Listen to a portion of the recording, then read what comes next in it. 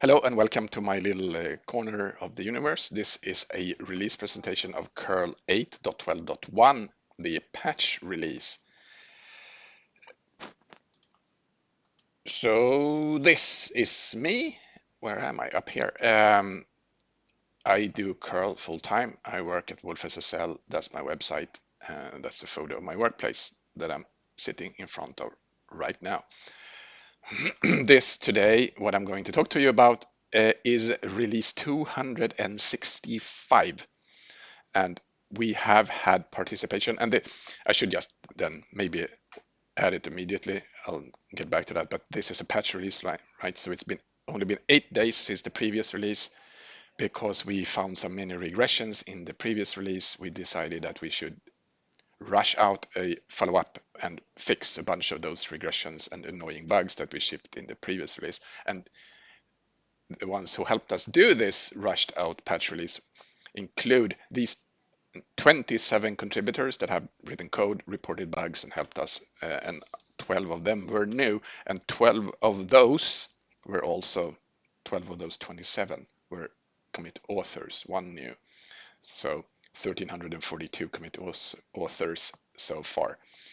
So, yep, and so it then just took 8 days since the previous release, and that makes it a lot of days since we created curl.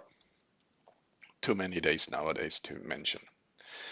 There are no security advisories to report in this release, so 0. We had 3 in the previous release, so go back and check those out if you're new on the 8.12 series.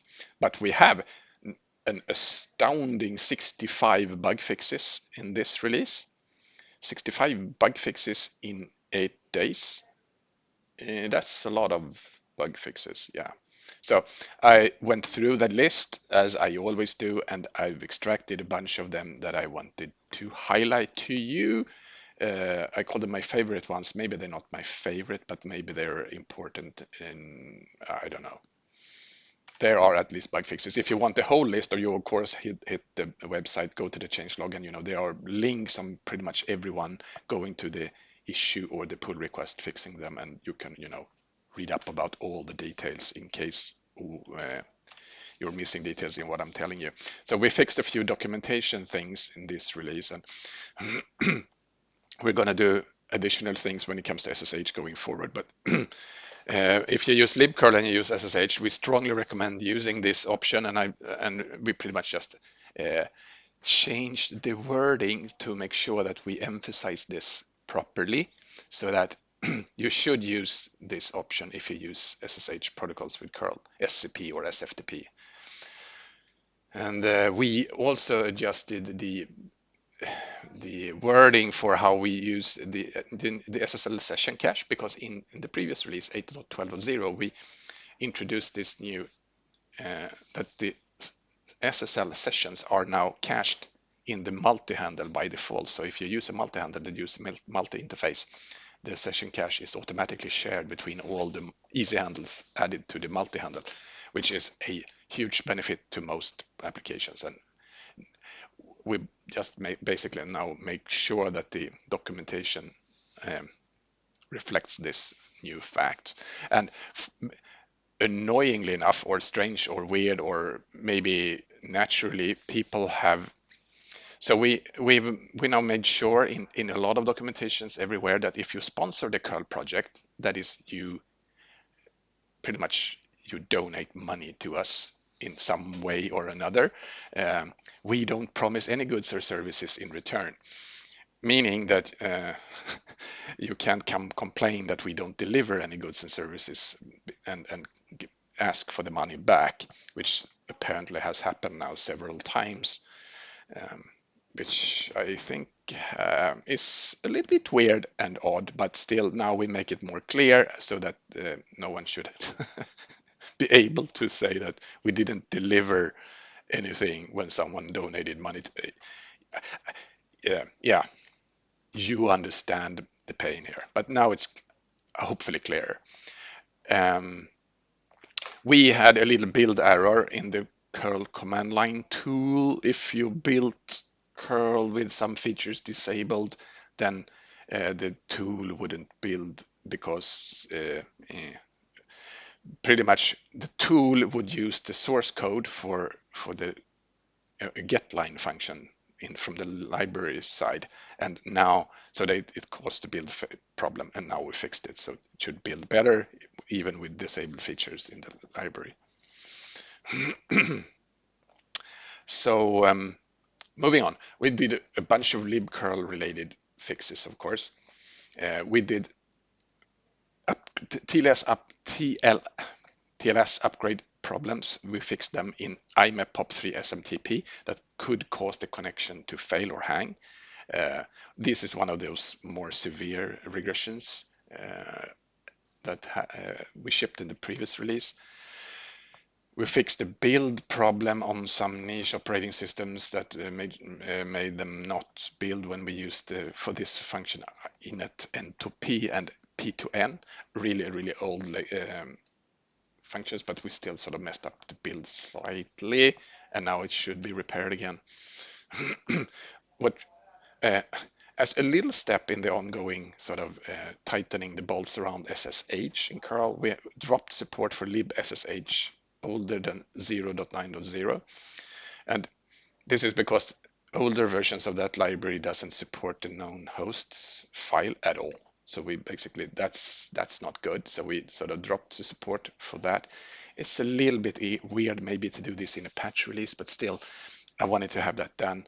Then 0.9.0 release of libSSH was released in 2019, so it's not super old, but I still decided that going with something older due to the lack of the API, it's just not going to be good for anyone. So we'll see how that is received out there.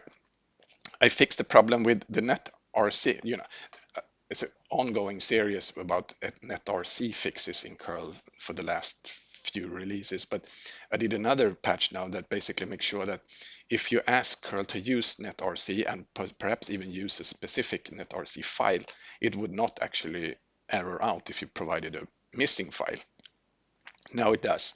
So I did a little bit of an overhaul to make sure that it actually returns the correct return codes for different problems, and I added some more tests for it. So ideally, hopefully this is just going to make netrc handling slightly better in curl.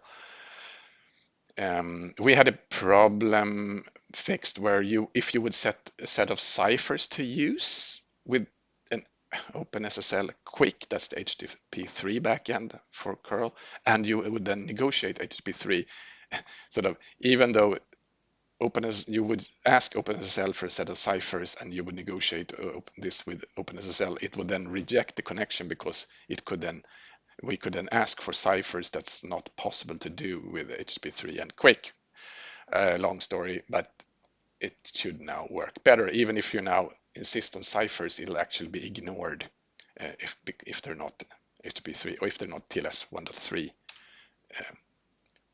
Fine for TLS 1.3. We fixed a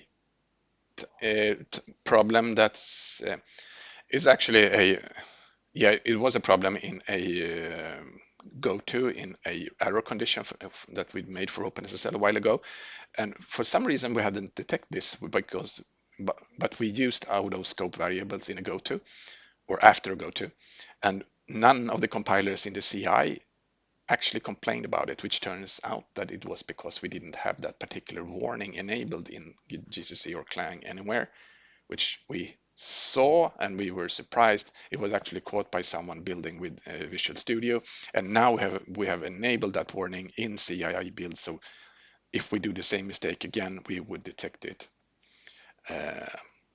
Now it's fixed.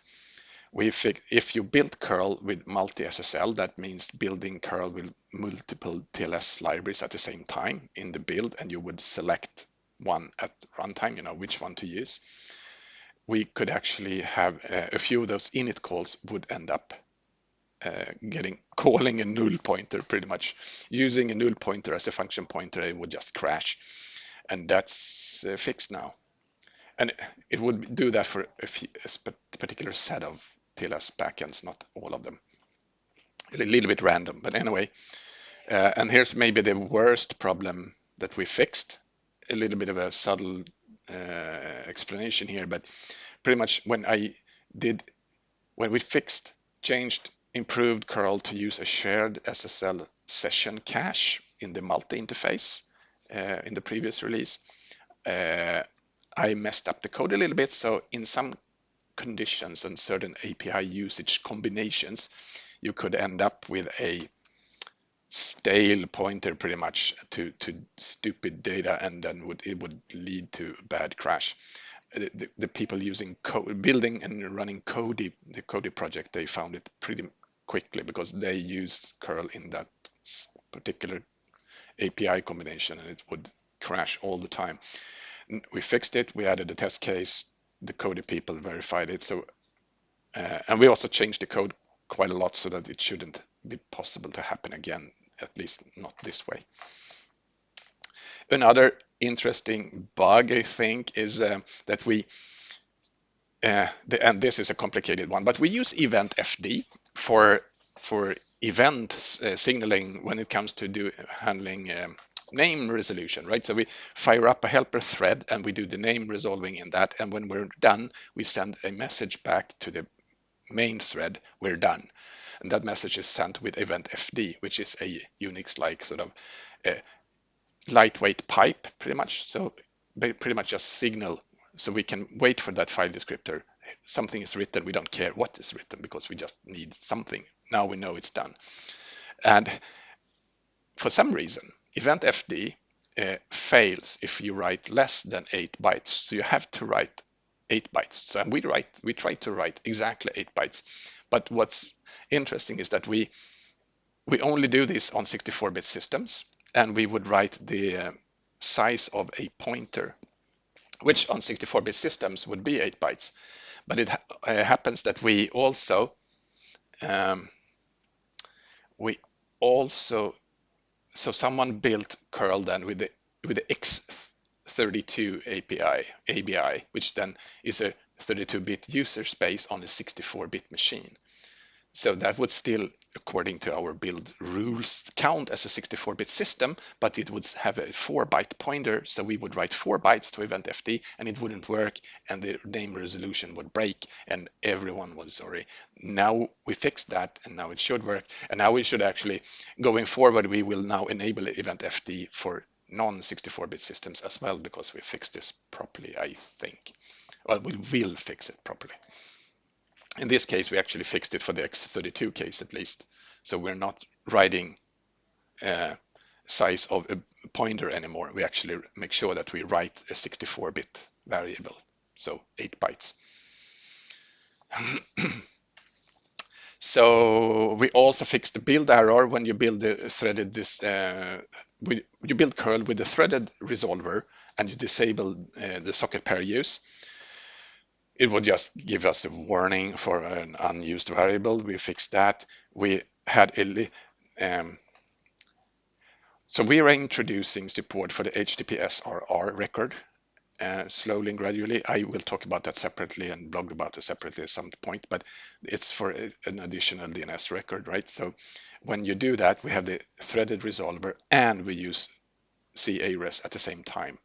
So when we do that, we have to wait for the event FD's file descriptor and the sockets from CARES, and we fixed a little problem there that made it sort of not wait for all of them properly.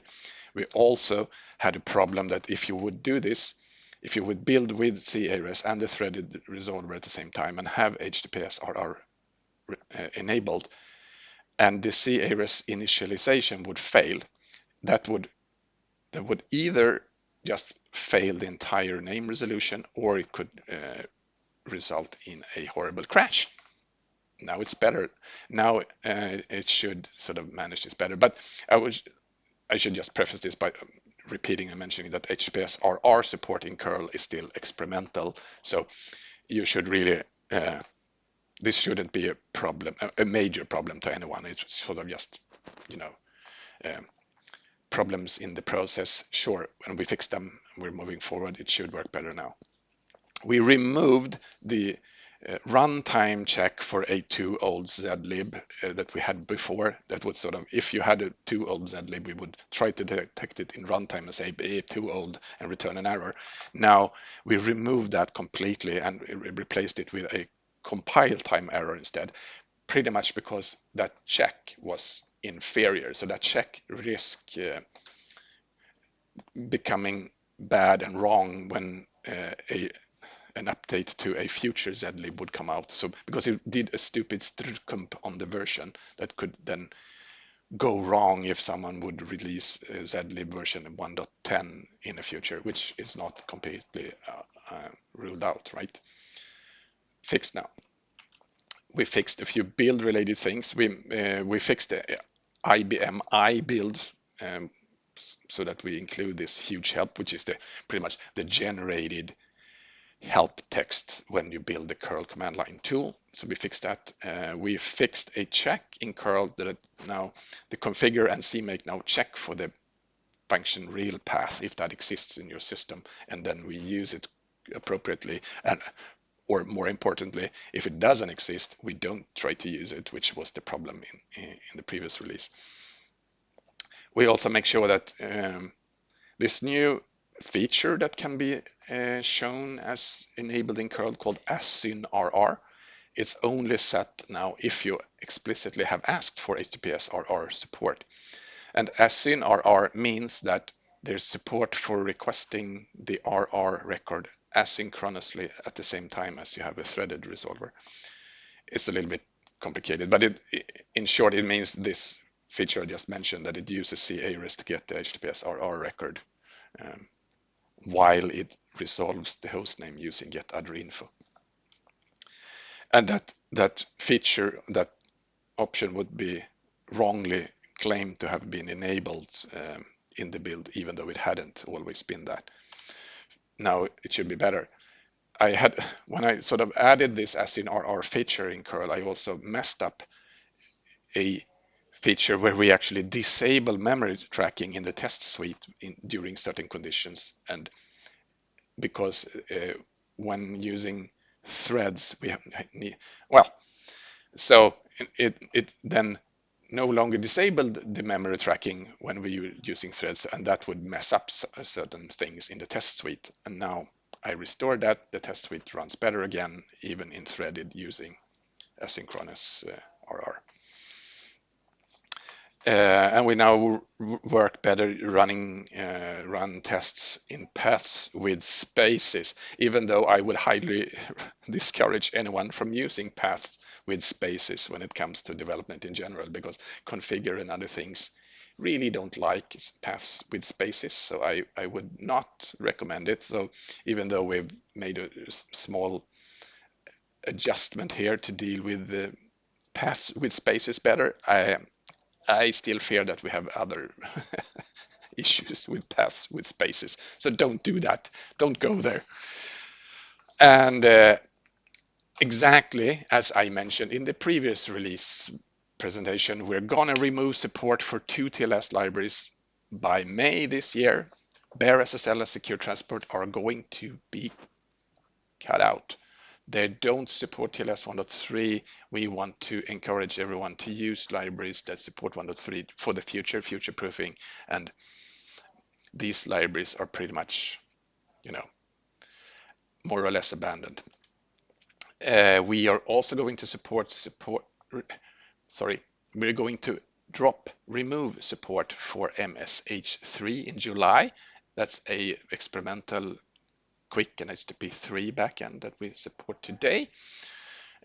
That's going away. So if you have any code using this, switch over to one of the others that are more active and more working.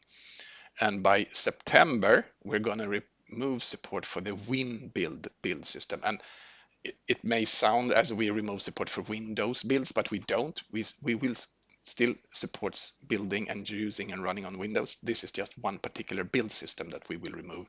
And we already discourage people from using it. You should switch to generating your files with CMake and then build curl like that. To simplify our life, reduce, we don't need all that work to maintain multiple build systems. So that's what's going to happen later this year. And I said this in the previous release presentation, and I'm saying it again. I think, hope, fingers crossed, that the next release is going to become 8.3.13.0, unless we have something really terribly bad in this release as well. And in that case, we might do a patch release instead. And what if we do a .0 release, some of the things that we are considering to add in the next release is a connection event callback about information about what's going on a particular connection.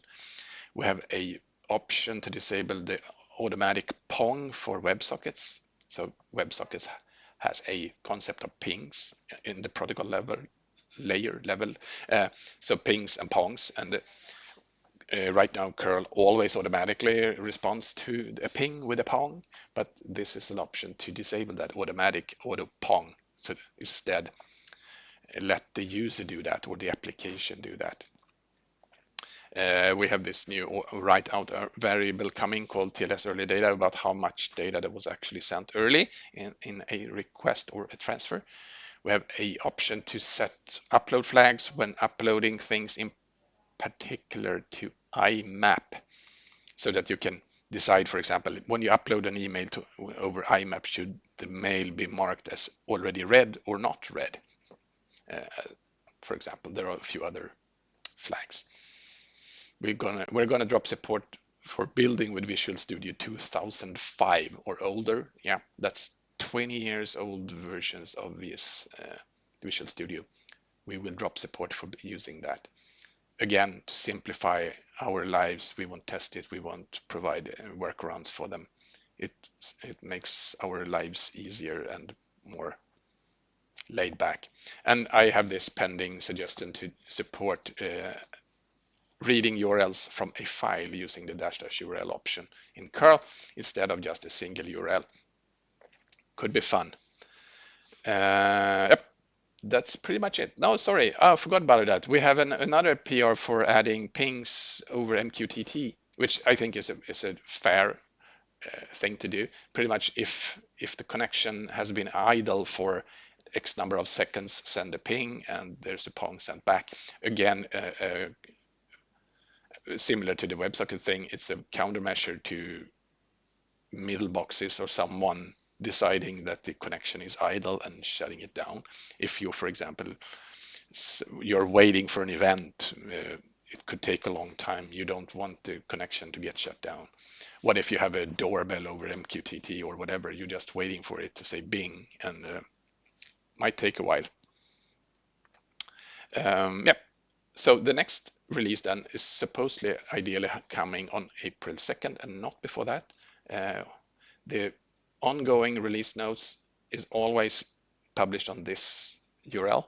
We update it every few days, every 5 days or something, to sync with what's in Git right now. And the release cycle now, the next coming one is a little bit tweaked because this is a patch release. So now this is release Thursday, and doing releases on a Thursday, that's sort of unheard of. But anyway, we're going to do a 9-day cool down period until the Saturday, and then have a 14-day feature window, which is 1 week shorter than normal. And then there's a Saturday again, and then a feature freeze, and then we do a release. So this is today, February 13. That means that we're opening the feature window of February 22, unless something bad happens and we have to do this dance again and do another patch release. But really, hopefully, fingers crossed, let's not do that. So on March 8th, we feature freeze again for the next release, and then on April 2nd we do the 8.13 release. So that's the plan laid out. That's what we're aiming for. And if you have a commercial need, support, request, get in touch. If you have bugs, go to GitHub and submit them. If you have a security problem, suspect one, report them on hackerone.com. Please don't just use AI to ask for issues unless you also verify them correctly by human eyes or tests before you submit them. And as usual, these are the great sponsors, our best friends in the curl project. They make sure that we can keep doing this the way we do and testing things the way we test and so on. Uh, and as you can see, they are the same good friends as they tend to be. Thank you, good sponsors. And that's what I wanted to tell you today. This is Curl. I will see you in another video soon, I think. And that's it for this release presentation. Bye.